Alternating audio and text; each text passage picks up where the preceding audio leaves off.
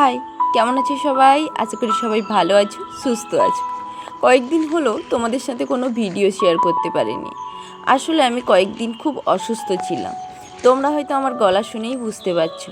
যাই হোক, আগের দিন তোমাদের আমি দেখিয়েছিলাম পানি ফলের চারা। আজ দেখাবো পানি ফলের চারাগুলো কিভাবে বসাতে হয়। যাই হোক, এটা হলো আমার পদ্ম পুকুর।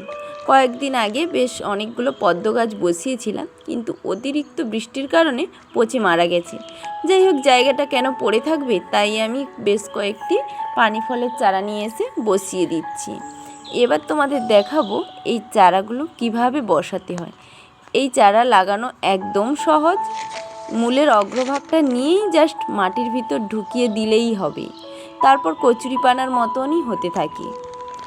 এইভাবে আমি সবগুলো গাছকে বসিয়ে দিলাম, আর এর পরবর্তী আপডেট তোমাদের সাথে শেয়ার করতে থাকবো।